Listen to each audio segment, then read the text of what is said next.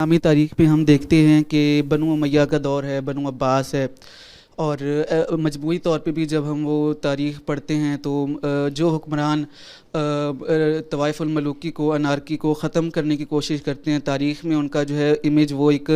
جابر کے طور پہ ہمارے سامنے آتا ہے اور انہیں ہم جابر کے طور پہ ہی یاد رکھتے ہیں، جبکہ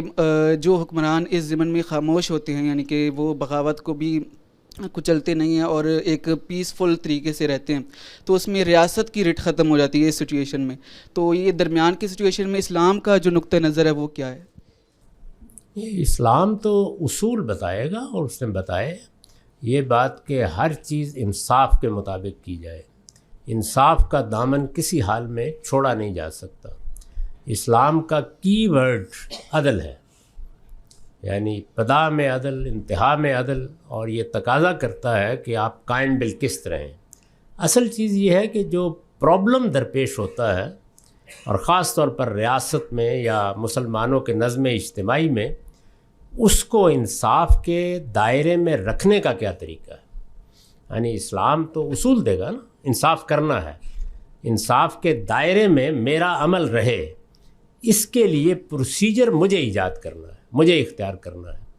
تو موجودہ زمانے میں عدالتی نظام کو بڑی حد تک تطہیر کے عمل سے گزارا گیا ہے۔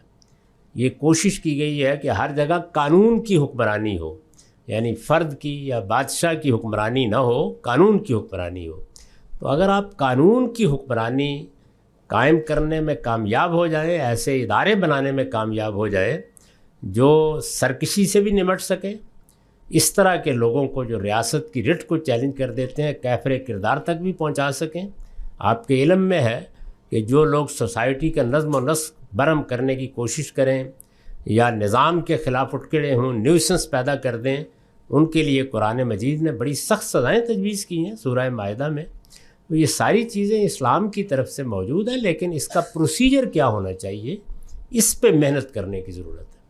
ہمارا قانونی نظام بھی اس معاملے میں بڑا ناقص ہے، اور اس سے پہلے عدالتی نظام جیسا کچھ بھی رہا ہے وہ بہرحال کچھ تحفظ دیتا تھا، بعض چیزوں میں اس کی سنتا بھی کوئی نہیں تھا۔ آپ قانون کی حکمرانی اگر قائم کرنے میں کامیاب ہو جاتے ہیں کہ جو فیصلہ بھی حکمران نے کرنا ہے اس فیصلے کو قانون میں چیلنج کیا جا سکے، اس سے مرافع ہو سکے، اس کے بارے میں آپ استغاثہ لے کے پہنچ سکیں،